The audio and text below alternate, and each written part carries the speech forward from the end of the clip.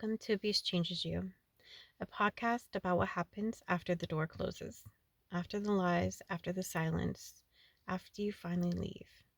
Here we talk about the part no one warns you about, the fear, the guilt, the rebuilding, and the healing. No pretty versions, just truth. I'm Cynthia, a survivor still finding her way, and this is Abuse Changes You. Hi, and welcome back to Abuse Changes You. I'm Cynthia. Today we're going to talk about one of the hardest and most complicated parts of abuse, being a mom while you're living in it. Because when you have kids, the decisions aren't just about you. Every choice feels heavier. Every fear feels bigger. Every consequence feels more permanent. Trigger. This episode talks about family stress, fear, and the impact of abuse on children. If anything feels heavy, it's okay to pause and take care of yourself.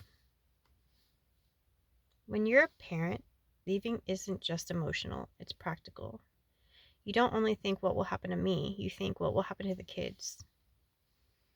A lot of moms stay for reasons people don't understand. We stay for daycare, rent, health insurance, stability, routine, school schedules. Sometimes staying feels like the only way to keep your life together.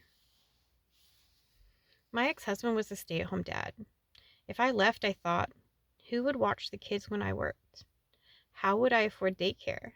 How would I manage a loan? And I also thought about it the other way around. What if I had been the stay-at-home mom?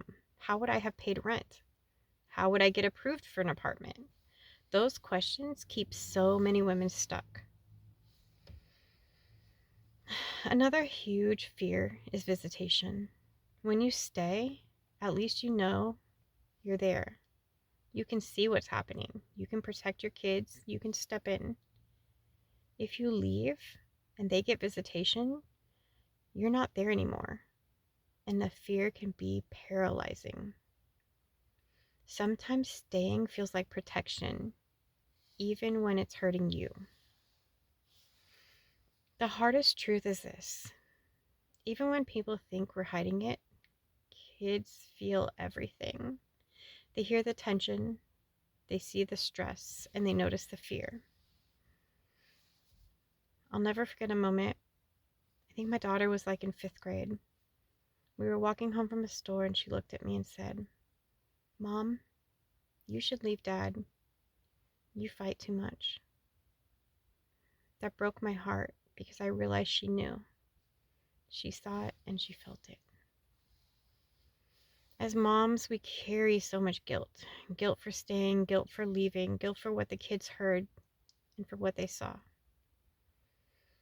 We're often doing our best, which can be in an impossible situation. Being a mom in an abusive relationship means constantly choosing between bad options. Staying and keeping stability, leave and risk everything. There's no easy answers, only hard decisions.